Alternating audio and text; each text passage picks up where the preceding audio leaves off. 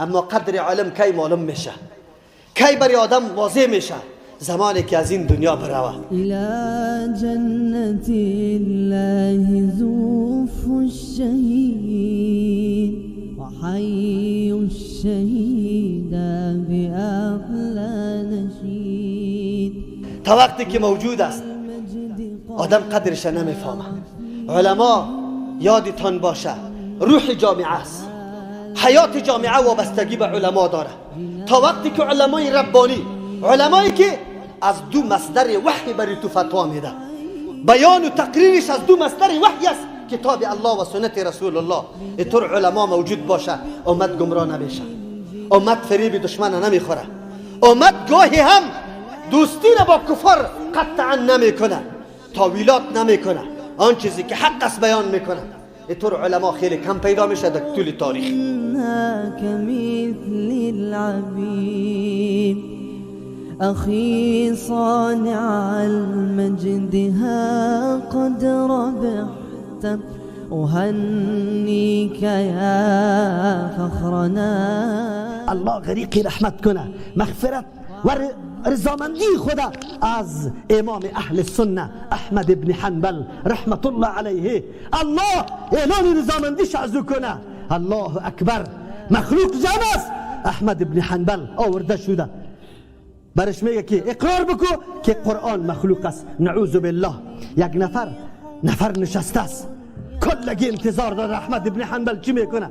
امروز ما محض تهدید میشیم، نعوذ بالله ایمان بی ایمانی خود اعلان میکنیم. یک نفر برش آمد به احمد ابن حنبل رحمه الله میگه فرق است بین اکرای عوام اکرای عالم. خب گوشت نواز کنی، باز بعد از اون موقف علما را بشناسی که عالم کی را میگه، عالم کی هست. برش میگه که احمد جانت در خطر است، رسوا میشی، مصیبت برات میرسه، خیر است. در قلب این عقیده را نکو، در زبان هم قدر بگو و توریه ای را میگه که در ظاهر مخاطب یک مطلب بگیره و در باطن مطلب تو دیگه باشه. ابو بکر رضی الله عنه امرای رسول الله روان است. دمو شبی که هجرت میکنن نفر در دمی روی آمد از ابو بکر رضی الله عنه میشناسه، رسول الله نمیشناسه. میگه من هذا الرجل، این شخص کی است؟ ابو بکر رضی الله عنه ایران شد. اگر بگوی که رسول الله خوینه خلاص شد، نمایان شدیم، دنبال ما را تعقیب میکنه دیگه، خلاص نمیشیم. الله اکبر. دمی وقت در قلبش الله ای گپ مندازه. رجل یهدی السبیل، شخصی است که برای من راه را نشان میده. او آدم فکر کرد کی را بلد است. او ابو بکر رضی چی را مقصدش بود؟ این شخصی است که مرا راه دین نشان داده، راه حق نشان داده. این را توریه میگه. احمد ابن حنبل رحمه الله بالکل توریه میتونست، میگفت القرآن مخلوق، قرآن مخلوق است. خو هدفش چی می بود؟ ورقای قرآن. هدفش چی می بود؟ نوشته قرآن. لیکن احمد ابن حنبل امام اهل سنت میگه بری آدم، این مردم هم میبینی که قلم و کتابچه و کاغذ همراهش است، میبینم عالمه خبرداری اگر این گفت گفتم این کل مخلوق تباه کردم به عقیده غلط. الله اکبر. گفت نه میگم قرآن کلام الله است، غیر مخلوق است. عالم باید بدانه موقف خدا. گپی تو سبب گمراهی مخلوق میشه، ولو که برای رخصت است، همین رخصت است جیقتی پای. حالی دیگه عزیمت اختیار کن، عزیمت اختیار کن، به خاطر که سبب گمراهی مخلوق. بعضی کسا والا شما سختی ها را میبینین، این بندی شدین. شما اگه بندای خوبی الله میبودین چرا بندی شدین؟ چرا مردم شما را بد میگن؟ آیت قرآن برای ما چی میگن؟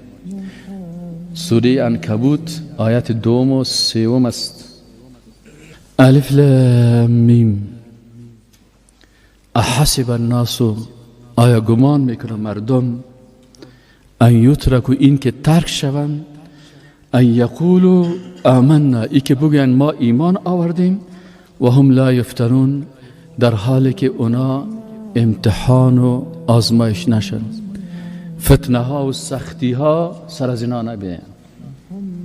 الله متعال میگه ولقد فتن الذین من قبلهم، یقینا که ما امتحان کردیم کسایی که قبل از اینا بودن. چرا یا الله امتحان میکنی؟ چرا این سختی ها را سر بنده هایت میاری؟ فلیعلمن الله، تا که معلوم کند الله متعال. الله عالم الغیب است، از قلب کلگی با خبر است، لکن بر مردم معلوم کنه. کی معلوم کنه؟ الذین صدقوا، کسایی که راست میگن. ولیعلمن الکاذبین، و معلوم بکنه مردمای دروغگو را. که این نفر به خاطر ازی که در سختی ها مبتلا نشه، درس قرآن نمیته، درس حدیث نمیته، عقیده را بیان نمیکنه، حق بیان نمیکنه، به خاطر ازی که در کجا باشه؟ سر کلمه لا اله الا الله تجارت میکنه. حالا هر کس میگه دیگه سعی من مسلمان هستم، من دیندار هستم، من فلانی هستم، شما یا تو هستین، چطور هستین، چنان هستین. من صاحب تابال یک 35 تا تخلص خو بر ما دادن،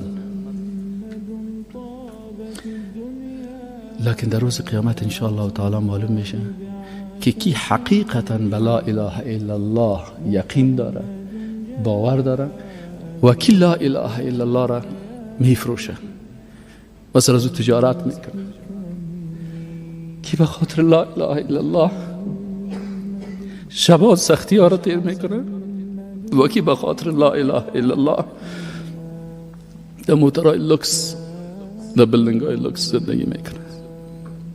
و کل ما در روز قیامت استاد میشیم و او تو نشکه بگوی و امتاز الیوم ایها المجرمون، ای مجرما، از زیر بیرق لا اله الا الله، از زیر لوای محمد رسول الله صلی الله علیه و سلم بیرون شوین.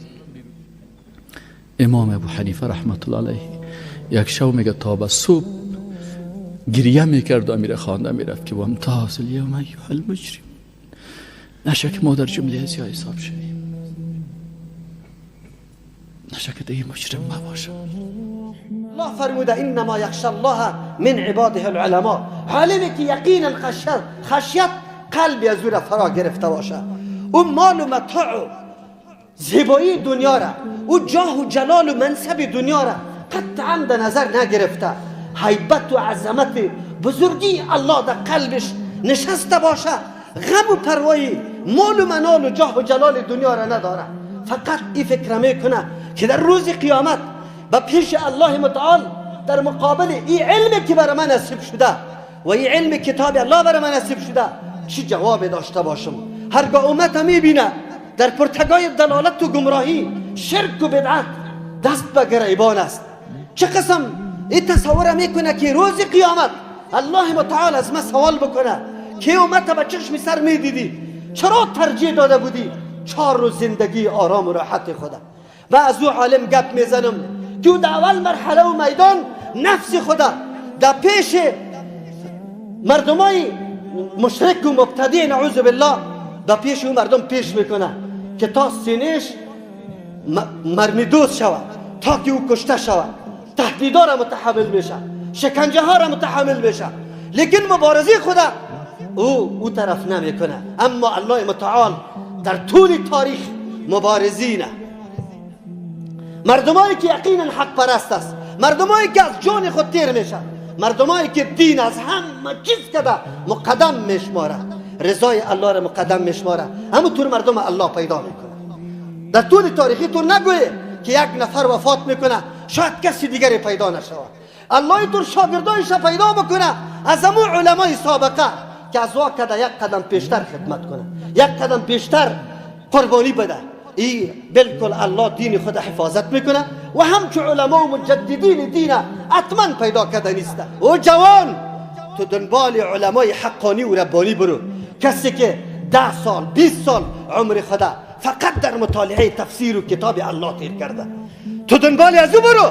در 2 روز 2 عبارت یاد کردنت تو مستحق فتوا و تکفیری کسی نیستی. نکو خدا خراب نکو، جامعه را خراب نکو، یک منهج بزرگ لکه‌دار نساز، یک منهج که واقعا از دین نمایندگی میکنه، توسط اعمال و توسط گفتارهای زشت و نادرست تو او بدنام میشه. اما قدر علم کی معلوم میشه، کی برای آدم واضح میشه؟ زمانی که از این دنیا بروه. تا وقتی که موجود است آدم قدرش نمیفهمه. علما یادتان باشه روح جامعه است، حیات جامعه وابستگی به علما داره. تا وقتی که علمای ربانی، علمایی که از دو مصدر وحی بری تو فتوا میده. بیان و تقریرش از دو مصدر وحی است، کتاب الله و سنت رسول الله. اینطور علما موجود باشه امت گمراه نمیشه، امت فریب دشمن نمیخوره، امت گاهی هم دوستی را با کفار قطعا نمیکنه، تاویلات نمیکنه، آن چیزی که حق است بیان میکنه. اینطور علما خیلی کم پیدا میشه در طول تاریخ و یا یک طایفه کوچک می باشه. خب الحمدلله که زمانه و تاریخ از پیشش خالی نیست. الله متعال حتما کسی را پیدا میکنه که همین قسم خدمت دین بکنه. از همون خاطر است که رسول الله صلی الله علیه و سلم میفرما ان العالم لا يستغفر له من في السماوات و من في الارض. الله اکبر. عالم حقانی که وظیفه و رسالت خود ادا کرده، مسئولیت خود در سر رسانیده، پیغمبر علیه السلام میگه برش بخشش طلب میکنه برای این عالم آن چیزی که در آسمان است و آن چیزی که در زمین است. الله اکبر. رسول الله برای تعمیم حکم که شامل شود کل چیزا را میگه حتی الحیتان فی الماء، تا ای که ماهی ها در آب بری عالم استغفار طلب میکنه. سنگ، چوب، حیوان، پرنده، انسان، جن، ملک، کلش به این عالم استغفار طلب میکنه. اگر دیگه هیچ فضیلت نداشته باشه همین کفایت برش نمیکنه؟ بعد از او پیغمبر میگه که ان العلماء ورثة الانبیاء. در دیگه روایت میفرما که فضل العالم على العابد كفضل القمر على سائر الكواكب.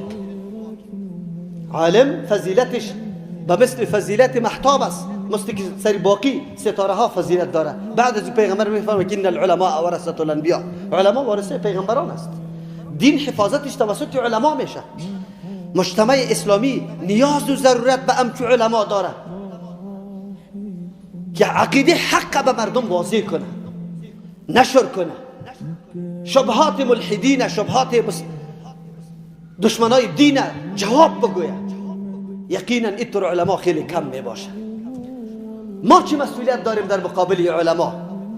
ما مسئولیت داریم علما را توهین نکنیم، خصوصا علمای سلفه، علمایی که پیش تیر شده، تصنیفات کرده، فقه را جور کرده، کتابای فقه را جور کرده و قابل توهین و تحقیر نیست، نعوذ بالله. ولو که خطا شده باشه، بسیار خطا شده باشه، خطای از او قصدی نیست، خطای از او اجتهادی است، الله برش یک اجر میده.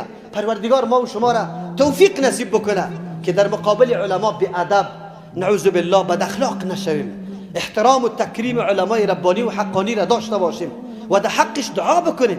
شده میتونه، علما معصوم نیست، خطاها داره، اما میشه به بسیار خفیه، تنهایی قطعش موضوع رو شریک کو که اینجا از تو اینی کار دیده شده، این خلاف شرع است یا نیست، تا که او خود جور کنه. کسی خوی طور نیست که نه فقط بگویه که گپ ما است، ما قبول نداریم. ما به حق تسلیم هستیم و نه ادعای معصومیت کردیم که ما معصوم هستیم. ما بسیار خطا میشیم. الله متعال او را رحم بکنه که خطاهای ما را چی میکنه؟ تسدید میکنه، درست و برابر میکنه. بارك الله لنا ولكم في القرآن العظيم ونفعنا وإياكم بالآيات والذكر الحكيم. أستغفر الله لي ولكم ولسائر المسلمين فاستغفروه إنه هو الغفور الرحيم. صاغه الرحمن